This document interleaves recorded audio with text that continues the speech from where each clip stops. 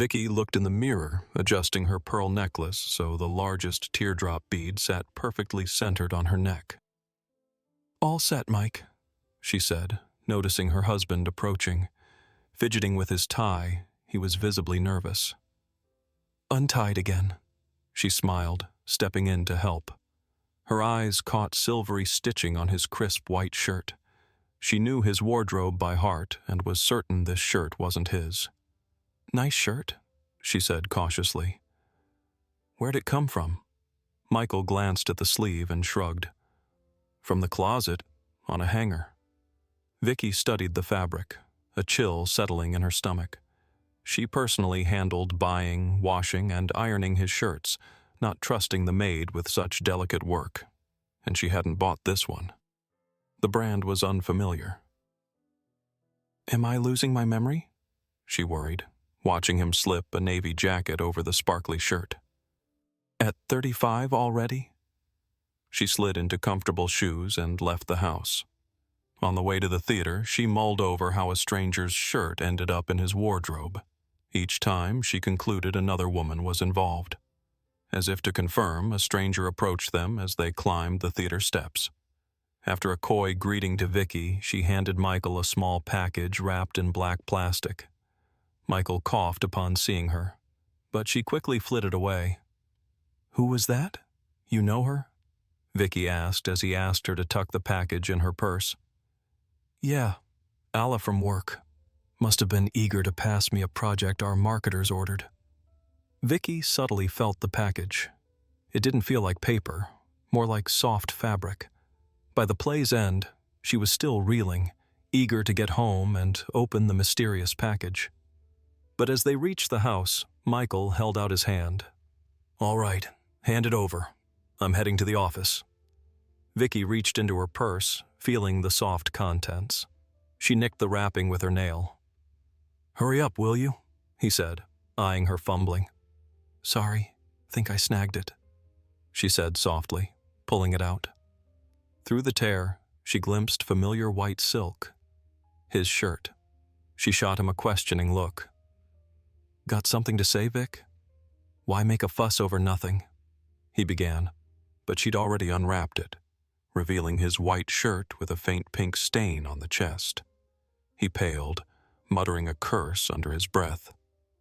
Barely holding back tears, Vicky asked calmly, "Odd projects your marketers order, don't you think?" She flung the package at his face and stormed out of the car. Michael chased after her. "Vic, wait, it's Alla. She's a scheming witch. She set this up, you get it?" But the more he talked, the more she knew he was lying. She'd long noticed him closing his office door for phone calls, staying late at work despite owning the business and acting so different it felt uneasy, anxious to be near him. Tonight's scene clarified everything. Under the shower, Vicky wept silently. He was with her, that Alla, she thought, spilled wine. She gave him a clean shirt, then poorly washed and returned it. But why do it in front of me? She wanted to believe he was right about Alla being a schemer. But how did he come home in someone else's shirt? She met his excuses with silence, so Michael snapped, "Fine, don't believe me," and slept in his office. Near midnight, her phone pinged with a text from an unknown number. "Sorry, the burgundy stain didn't come out," with a winking emoji. Before the divorce, her mother-in-law called. "Vicky, don't rush this. How'll you raise Ian alone?" she pleaded. "Okay, Mike's a fool, but why should our grandson suffer? Come live with us." "Lydia, it's decided, so please don't try. I fooled myself too long, thinking Mike and I had a perfect family, a great son, and a wonderful mother-in-law. I'm done sharing him with Alla." Lydia sobbed. "Where'd that vixen come from? She doesn't love Mikey, just his money. That's why she's so brazen, wanting your place. I'll never accept another daughter-in-law but you." Vicky hung up, fighting tears. Why are men so blind, falling for bold fakes who just use them? She thought. She packed and decided not to wait for the court, moving out immediately. With some savings, she could rent a place and find work nearby. Lydia begged her to stay in town to see Ian. Vicky promised she would. She found a place near her in-laws' gated community. Lydia visited the next day. "Vicky, my girl, you've lost weight," she lamented, hugging her. "Don't worry, we won't abandon you. Whatever alimony Mike's ordered, we'll add more. Don't you dare refuse." But Lydia couldn't keep her promise. A month after Vicky started work, Lydia called, tearfully sharing bad news. "Vicky, darling, forgive us. We're off to Europe for treatment. Tony's tumor's back. Nerves, probably. Don't know when we'll see you. Wanted to stop by, but it happened fast. We're at the airport.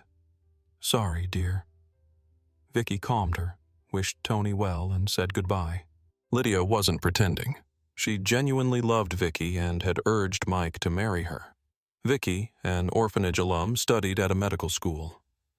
One night, a dorm emergency saw a student in agony with abdominal pain. When the ambulance arrived, Vicky watched, awestruck, as the calm, coordinated team reassured the patient and her friends, leaving them confident all would be well. That night, Vicky decided to work on an ambulance.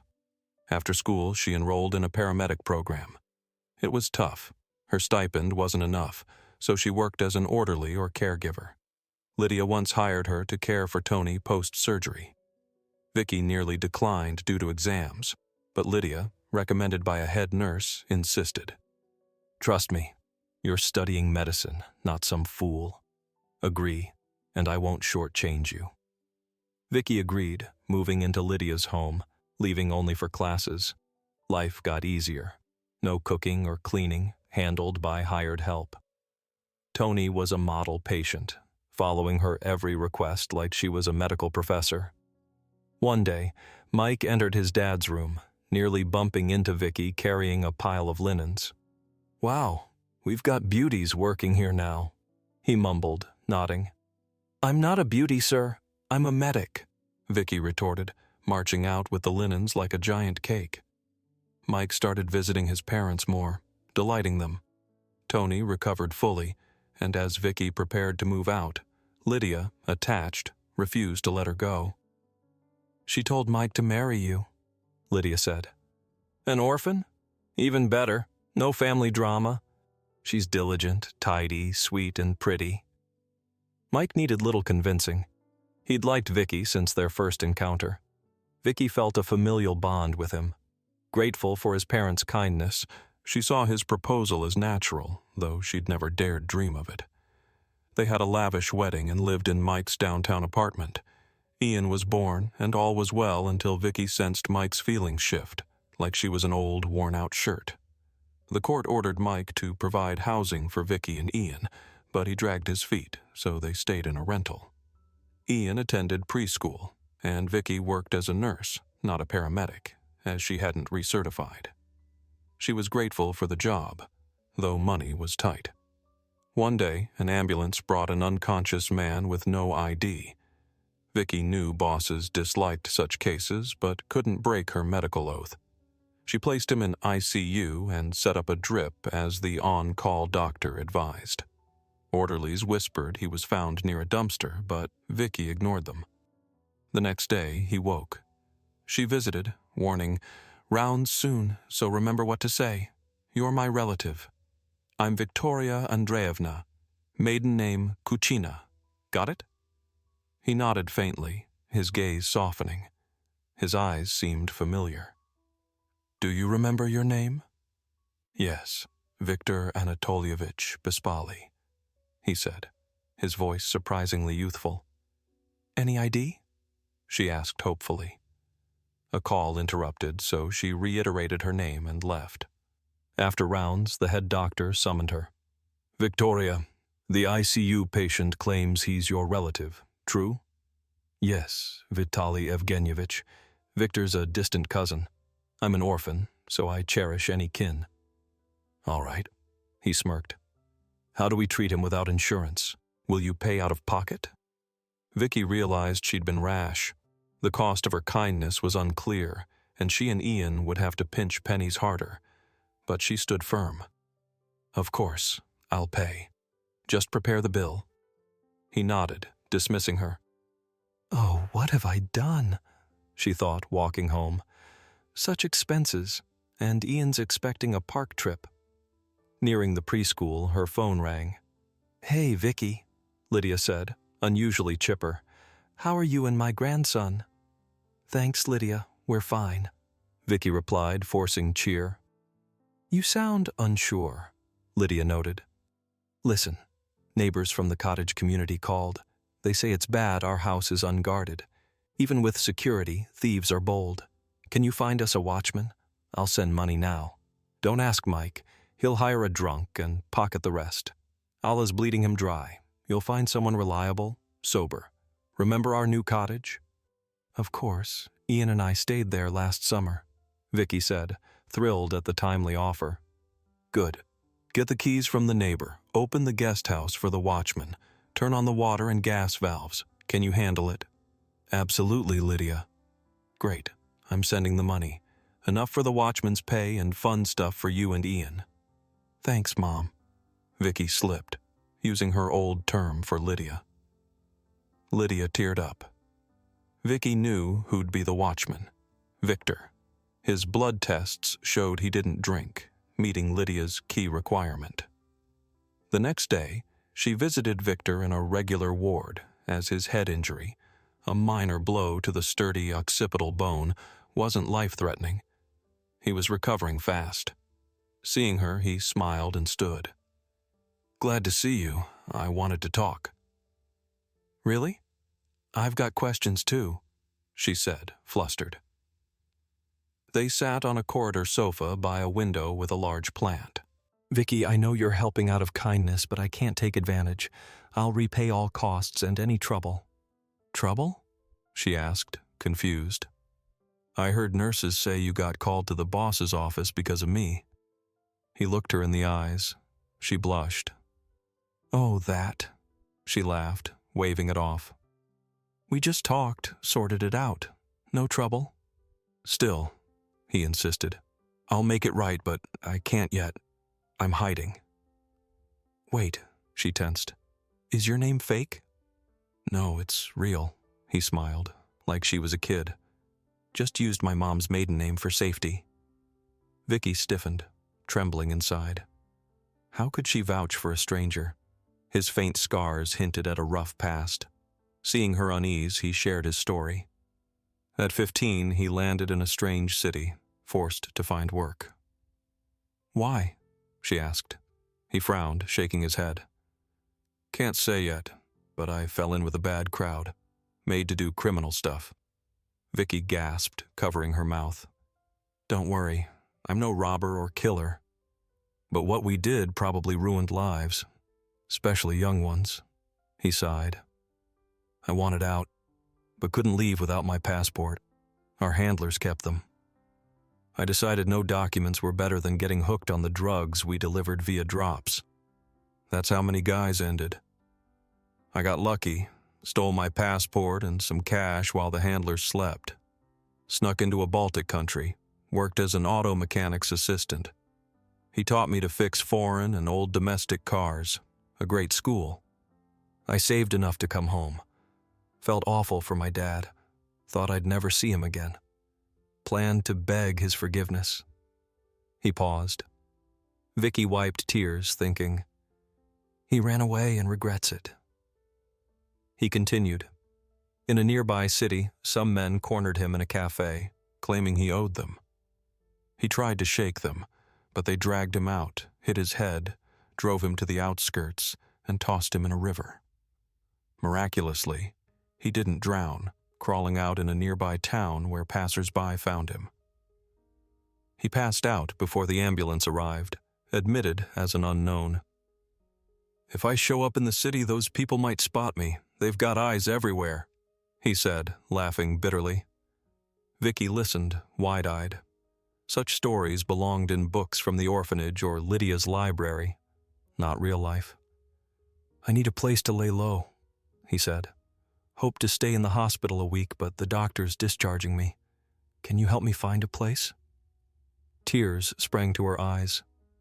"You won't believe our luck," she whispered, telling him about Lydia's request. Hope you can play watchman for a bit." "Of course," he beamed.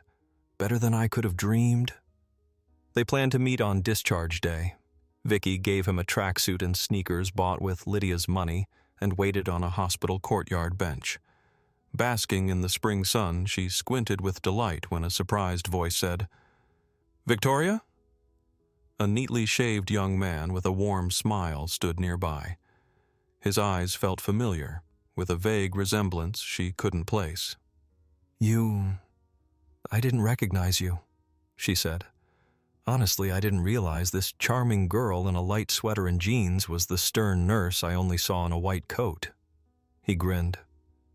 They headed to the train station for the cottage community. Sitting across from each other, they smiled like old friends. Victor asked about her family. Vicky shared her unhappy marriage. "But I can't complain about fate," she concluded. "I have my son. He's in preschool, eager for me to pick him up. A child's love is far more reliable than—" She met his eyes, and he nodded. "Yeah, adults don't always keep good feelings. I had a girl at the garage, but when she learned I lived in the boss's attic with no money, she cut me off." Vicky squeezed his hand. At the station, someone called her. Lydia rushed across the platform, collapsing into Vicky's arms, sobbing hoarsely. "Sorry, darling. Didn't warn you I was coming. Everything's always so fast. Tony's discharged. Didn't want an extra day in Berlin. Says he misses Ian. I came straight to the cottage. Thought I might help." She glanced at Victor and gasped. "Hello, Lydia," he said calmly. "God, it can't be. Son," she stammered, looking at Vicky. "This is our watchman?" Stunned, Vicky nodded. Victor addressed Lydia. "Any objections to me? Won't chase me off this time?" Lydia sank onto the platform, weeping. "Vitya, forgive me, you old witch. You don't know how I cursed myself for that fight. I searched every yard, dump, and park with the police. Your dad's been sick ever since." Vicky, still confused, helped Lydia to a bench and glared at Victor. "Why'd you do that?" Lydia covered Vicky's mouth. "Don't blame him, Vicky. It's my fault." She explained Victor was Tony's son from his first marriage. At 5, when she entered their motherless home, he rejected her, crying, refusing contact. When Mike was born, Victor stopped speaking to her. She endured his antics for years, but one day snapped, yelling. At 15, he threatened to leave, and she shouted, "Go! You've drained my soul!" He vanished. Police, reporters, and private detectives hired by Tony couldn't find him. "Where were you, Vitya?" Lydia moaned. He'd wandered the country, working as a loader, flyer distributor, or field hand. Field bosses beat slow workers, leaving his scars. He escaped their slavery, reaching a city. "You're a vanishing expert," Vicky said sadly, hugging Lydia. "Don't cry, he's found, and hopefully won't disappear again." Victor, who'd watched Lydia's confession coldly, dropped to his knees. "Forgive me, Mom. I shouldn't have done that, especially to Dad." They sat on the rural platform bench, crying, mumbling incoherently, ignoring passers-by. Lydia called Tony. "Tony, you home?" "All's well. I'll be there soon. With Vicky and Ian." She glanced at Victor, who signaled silence. "And someone else. Wait for us." Victor stayed with his parents. His garage experience helped in Tony's upscale car dealership, and they became partners. Lydia called Vicky often, urging visits. One day, Vicky replied, "Lydia, Ian, and I might move in soon. Victor confessed he loves me and will ask your blessing." Lydia nearly dropped the phone. "God, Vicky, you truly bring joy to our home."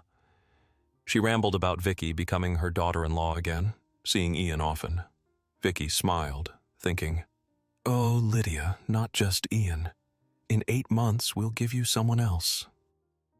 City news soon buzzed with headlines about the businessman's missing son returning and finding love. Victor and Victoria's wedding was unforgettable. the night sky lit by a dazzling fireworks display.